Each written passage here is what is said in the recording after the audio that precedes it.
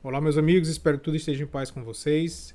Estamos aqui mais uma semana, continuando esse nosso trabalho de estudo em conjunto da patrística.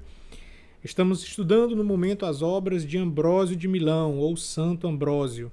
No vídeo passado falamos da primeira obra trazida aqui neste volume, que é a explicação do símbolo, e hoje trataremos de Sobre os Sacramentos. Sejam todos muito bem-vindos. Vocês estão no canal Nossa Filosofia Bárbara.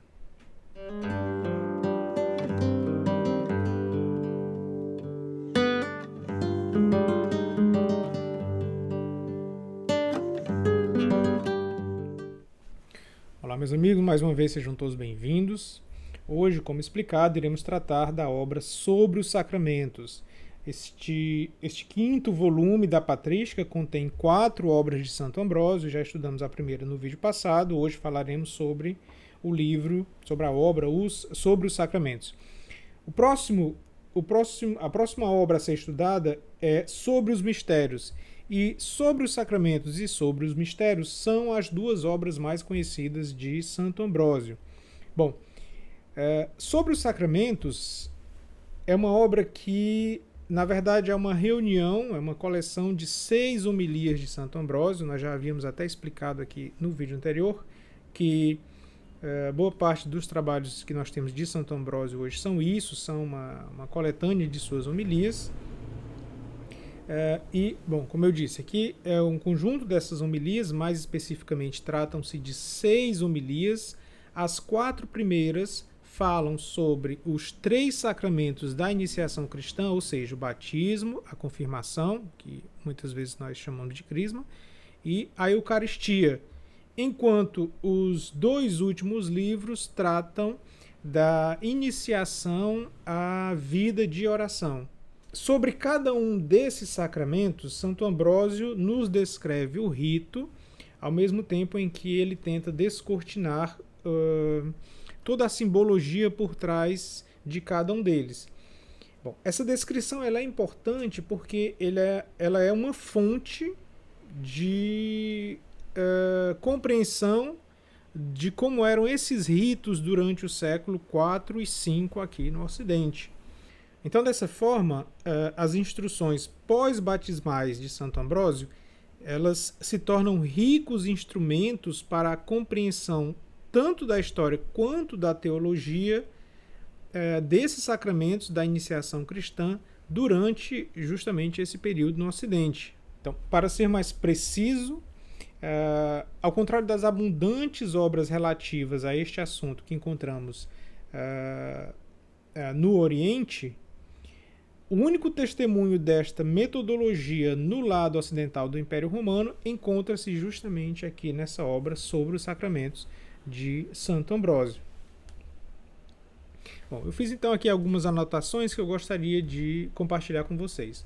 Por exemplo, tais instruções elas eram ministradas após a celebração dos sacramentos da iniciação cristã na noite pascal. Então, elas representavam a última etapa da formação dos catecúmenos que haviam se lançado numa longa jornada de preparação com o intuito de abraçar essa nova vida em Cristo, né? Bom, então, sobre que trata cada um desses livros, né? No primeiro livro, por exemplo, ele vai nos explicar sobre a água do batismo, faz um belíssimo texto nos explicando, então, que a água do batismo é uma água que é diferente do elemento água, porque nela agora foi consagrada, sob a qual foi descido o Espírito Santo, de modo que nós temos agora algo diferente ali. É esse algo diferente, essa água diferente ali, que vai ser responsável pela cura, que vai ser utilizada no batismo. Viste a água, mas nem toda a água cura. Contudo, a água que contém a graça de Cristo cura. Uma coisa é o elemento, outra é a consagração. Uma coisa é o ato, outra é a eficácia. De modo que por si mesma a água não tem esse poder de cura, né? Justamente essa água, fonte batismal, e que não pode ser confundida com a água do cotidiano, né? Nós temos ali algo diferente, né? Então, assim, as homilias contidas nesse livro vão nos instruindo, que é, obviamente, o papel da homilia, né? É um ensinamento, uma explicação. Então, elas vão nos instruindo dentro desses temas. E, por exemplo, uma vez que estamos falando sobre o batismo, Santo Ambrósio, ele então nos ensina aqui numa passagem muito bonita do livro, que se encontra na página 43, ele nos ensina então o que é o batismo. Permitam-me ler aqui para vocês. O que é o batismo? No princípio, o Senhor nosso Deus fez o homem de modo que, se não experimentasse o pecado, não morreria. Ele cometeu o pecado, tornou-se sujeito à morte e foi expulso do paraíso. Nós encontramos isso no Gênesis 3, né, de versículos 17 ao 23. O Senhor, porém, desejava continuar seus benefícios, abolir todas as insídias da serpente e desfazer tudo o que é nocivo. Antes, porém, dirigiu uma sentença contra o homem. Tu és terra, e para a terra irás. Aqui é Gênesis 3:19. E tornou o homem sujeito à morte. Era uma sentença divina que não poderia ser revogada pela condição humana. Foi dado um remédio, de modo que o homem morreria e ressuscitaria. Por quê? Para que aquilo que antes tinha servido para a condenação cedesse lugar ao benefício. O que é aquilo senão a morte? Perguntas de que modo? Porque a intervenção da morte põe fim ao pecado. De fato, quando morremos, deixamos de pecar. Bom, essa passagem curiosa, ela evidentemente nos faz lembrar daquela passagem no Alto da Compadecida, em que o Ariano Suassuna brinca justamente com esta situação. Então, quando morremos, nós paramos de pecar. Arrogância com os pequenos, subserviência com os grandes. E tudo o que se disser do bispo pode se aplicar ao padre. Mas eu não citei o código canônico em falso como ele. Em compensação, acaba de incorrer em falta de coleguismo com o bispo. Menino, o que eu fizer aqui ainda voga. Isso é confusão do demônio. Bom, e o santo continua nos explicando, né? Parecia, portanto, que se tinha satisfeito a sentença, pois o homem que fora feito para viver, caso não pecasse, começava a morrer. Contudo, para que a graça perpétua de Deus continuasse, o homem morreu, mas Cristo encontrou a ressurreição, isto é, a fim de restabelecer o benefício celeste que fora perdido pela fraude da serpente. Ambas as coisas, portanto, vieram em nosso favor. A morte é o fim dos pecados e a ressurreição é a restauração da natureza. Bom, e o santo continua num texto lindíssimo, né? Justamente nos ensinando, desvendando cada ideia que está por trás de cada fórmula dentro do batismo, como eu havia explicado anteriormente. Bom, ainda no segundo livro, Santo Ambrósio, ele nos ensina, ele nos lembra, né, que as palavras usadas para a bênção na fonte batismal são palavras celestes, porque são de Cristo, né? Então, Ambrósio lembra que o próprio Salvador ordenou que batizássemos em nome do Pai, do Filho e do Espírito Santo. Aqui, então, a referência à Santíssima Trindade, que no texto de Santo Ambrósio ele vai justamente utilizar essa passagem para nos falar ainda um pouco mais sobre a Santíssima Trindade.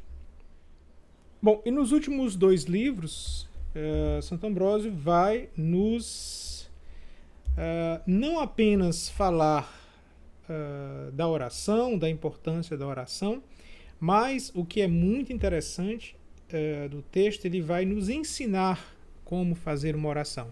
Separei uma parte aqui para mostrar para vocês.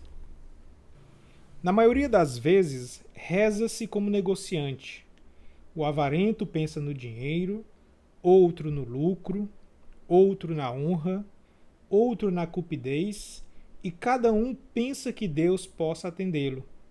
Portanto, quando rezas, convém que ponhas as coisas divinas antes das coisas humanas. E ele vai então, obviamente, nos ensinar como devemos fazer a oração. Então pergunta, por onde deves começar? Diz-me, se queres pedir a alguém e começas assim, dá-me isto, eis o que te peço. A tua oração não parece arrogante? A oração, portanto, deve começar com o louvor de Deus, de modo que peças ao Deus Todo-Poderoso, para o qual todas as coisas são possíveis e que tem vontade de concedê-las. Depois vem a súplica, assim como ensinou o apóstolo, quando diz: exorto-vos que, em primeiro lugar, se façam orações, súplicas, pedidos, ações de graças. A primeira oração, portanto, deve conter o louvor a Deus, a segunda, a súplica, a terceira, o pedido e a quarta, a ação de graças. Não deve começar como faminto pelo alimento, mas pelos louvores a Deus. Bom, observe então a clareza deste texto, não é à toa que Santo Ambrósio é considerado um dos doutores da igreja, né? E assim é todo o texto dele. Lembrando que aqui são homilias, uma vez que a função da homilia é justamente essa função de educar, de explicar. Nós encontramos aqui uma obra extremamente clara, de modo que o que eu poderia sugerir é leia o trabalho, né? Leia o livro. O melhor que eu poderia sugerir seria isso, né? É uma obra pequena, assim como é a obra A Explicação do Símbolo, um pouco mais extensa, evidentemente. A gente observa que a explicação do símbolo é apenas uma homilia. Aqui são 6 homilias que formam esse trabalho. Mesmo assim, não é um volume denso. Já enfrentamos aqui no canal volumes